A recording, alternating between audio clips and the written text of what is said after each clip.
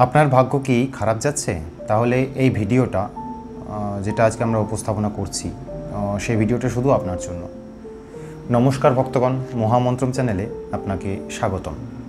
আপনারা প্রধানত এই চ্যানেলে বিভিন্ন দেবদেবীর পুজো আজা ও বিভিন্ন তত্ত্বকথার ভিডিও নিয়ে আলোচনা করে থাকি।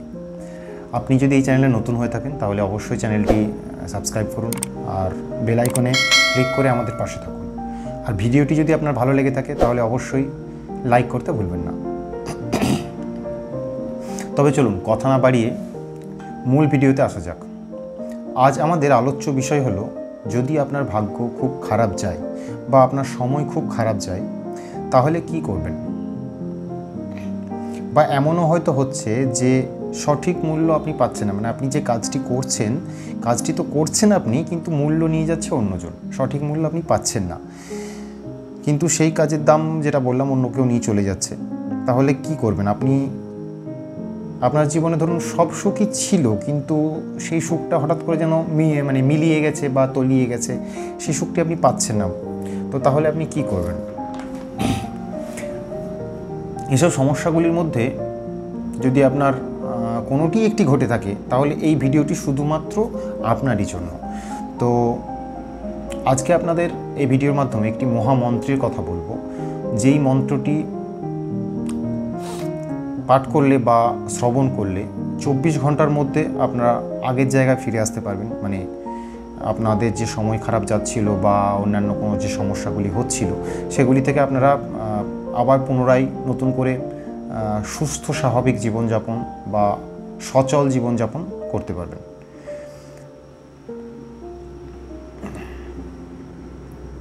আচ্ছা, তাহলে বলি মন্ত্রটি কি। মন্ত্রটি হলো ওং হং হনুমতে নমঃ। ওং হং হনুমতে নমঃ। এই মন্ত্রটি 108 বার, অষ্টোত্তর শত এই হনুমানের এই মন্ত্রটি আপনাকে অবশ্যই পাঠ করতে হবে বা শ্রবণ করতে হবে। একবারও যেন কম বা বেশি না হয়, এটি কিন্তু মাথায় রাখতে হবে আপনাকে। আবার মন্ত্রটি বলছি, আপনারা স্ক্রিনে দেখতেও পাবেন, ওং হং হনুমতে নমঃ।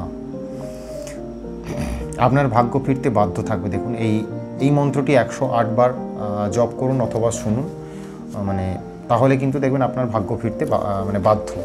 কলিযুগে হনুমান হলেন, বলে রাখি আপনাদের, এটা বলে রাখা অবশ্যই দরকার, ব্যাখ্যাটা দরকার, কারণ শুধু শুধু মন্ত্রটা কেন পাঠ করতে যাবেন আপনারা।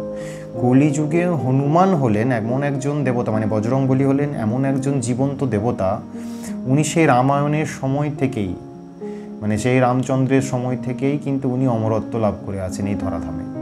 তো হনুমানজির আশীর্বাদে আপনার এই মন্ত্র পাঠ করার ফলে, যেহেতু উনি সজীব দেবতা, তো সবাই সচল সজীব, কিন্তু উনি ধরাধামে জীবন্ত এক দেবতা। এই মন্ত্র পাঠ করলে আপনার জীবনের সমস্ত বাধা বিপত্তি কেটে যাবে, আপনার সব সংকট দূর হয়ে যাবে, কারণ উনি তো সংকট মোচন। হনুমানকে আমরা সংকট মোচন বলেই ডাকি।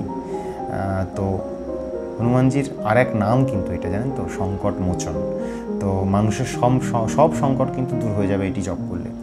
এছাড়াও আপনার জন্ম যদি মঙ্গলবার দিন হয়ে থাকে, আপনাদের মধ্যে যারা শুনছেন বা ভিডিওটি দেখছেন তাদের মধ্যে কারো জন্ম যদি এই মঙ্গলবার দিন হয়ে থাকে, তাহলে তো আর কথাই নেই, আপনি তো এক ধাপ আগিয়েই গেছেন প্রার্থনার মার্গে। ভগবানের মার্গে আর ভগবানের চরণে, ভগবান সংকট মোচনের চরণে আপনি এক ধাপ আগিয়ে গেছেন অন্যদের থেকে। তো এখানেই শেষ নয় ভক্তগণ, আরেকটা জিনিস আপনাদের বলে রাখি, যে মহামন্ত্রটি জপ করার কথাই ভিডিওতে বলছি না, সেটি তো আপনি প্রতিদিন করবেন, অবশ্যই করবেন। এছাড়াও প্রতি মঙ্গলবার কিন্তু অবশ্যই বাবা হনুমানজির বা সংকটমোচন বজরংবলীর অবশ্যই পুজো দেবেন। কিভাবে পুজো দেবেন, ভগবানের পায়ে কিভাবে ফুল দেবেন বা কিভাবে পুষ্পাঞ্জলি দেবেন, সেটিও আমরা এই ভিডিওর মধ্যে আলোচনা করে দিচ্ছি।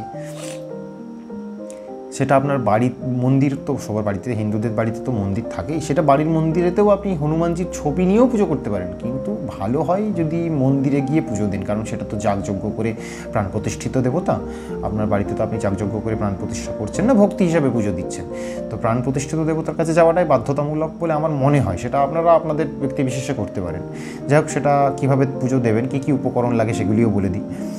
অবশ্যই একটি গোটা নারকেল নিয়ে যাবেন, ফাটানো অবস্থা নয়, কিন্তু গোটা নারকেল নিয়ে যাবেন। আচ্ছা, আর নিয়ে যাবেন হলুদ বা সাদা মিষ্টি, ঠিক আছে। এরপর নিয়ে যাবেন কি, হলুদ পাকা ফল 1টি বা 5টি, যেমন আপনার সাধ্য, যেমন আপনার সামর্থ্য, 1টি বা 5টি হলুদ পাকা ফল। এরপর হলুদ কিছু ফুল নিয়ে যাবেন, কলকে বা এই জাতীয় কিছু ফুল নিয়ে যাবেন। আচ্ছা, হলুদ সিঁদুর, দেখতে আমার মাথায় দেখতে পাচ্ছেন, কপালে দেখতে পাচ্ছেন লাগানো আছে, এটি হলুদ সিঁদুর। হলুদ সিঁদুর নিয়ে যাবেন। আর মন্দিরে যদি আপনারা পুজো দেন, বাড়িতে না দেন, তো অবশ্যই ব্রাহ্মণের উদ্দেশ্যে বা ভগবানের উদ্দেশ্যে দক্ষিণান্ত করতে ভুলবেন না। মানে দক্ষিণা ছাড়া কিন্তু পুজো আপনার সফল নয়। সেটা আপনি 1 টাকা দেন কি 100 টাকা দেন সেটা বড় কথা নয়, আপনাকে মাথায় রাখতে হবে আপনি 16 আনা দেন, 1 টাকা দেন, কিন্তু দক্ষিণান্ত একটা দেবেন। দক্ষিণান্ত না দিলে কিন্তু পুজো সম্পন্ন হয় না, কারণ মূল্য সহযোগে পুজো হলো মা লক্ষ্মীর আরাধনা সমেত পুজো, এটা আপনাকে মাথায় রাখতে হবে। তো এটি করতে অবশ্যই ভুলবেন না। অবশ্য আরেকটি কথা বলে রাখি, যে নাম ও গোত্র, আপনার যে নাম আর যে গোত্র, গোত্র মানে প্রবর, মানে আপনি যেটি বংশ অনুযায়ী পেয়ে এসেছেন, সেই গোত্র বা নাম দিয়ে আপনি কিন্তু অবশ্যই পুজো দেবেন। আরেকটি জিনিস বলে রাখি, যে গোত্র দিয়ে পুজো দিলে, শুধু নাম দিয়ে পুজো না দিয়ে বলছি, গোত্র সমেত যদি পুজো দেন, আপনার তো পুণ্য হলোই, আপনি তো ভগবানের চরণে অর্পণ করলেন আপনার সব কিছু। আপনার বিগত 7 পুরুষ তারাও কিন্তু ভগবানের চরণের পুষ্পাঞ্জলি দিলেন বা পুজো দিলেন, এটা কিন্তু মানা হয়। তো এই জন্যই বললাম, ভগবানের উদ্দেশ্যে যখনই যে কোনো ভগবানের উদ্দেশ্যে আপনি পুজো দেন না কেন, গোত্র সমেত নাম সমেত কিন্তু পুজো দেবেন। যাই হোক, ভিডিওটি আর বড় করছি না। আপনাদের যদি ভালো লেগে থাকে অবশ্যই ভিডিওটি লাইক করবেন, আর আপনাদের মতামত কমেন্টে অবশ্যই জানাবেন, বা আপনারা কী বিষয়ে ভিডিও নেক্সট জানতে চান বা পরামর্শ শুনতে চান বা আলোচনা শুনতে চান, সেটা অবশ্যই কমেন্টে লিখতে পারেন। আজকের আলোচনা তাহলে এখানেই শেষ করলাম। ভগবান সবার মঙ্গল করুন।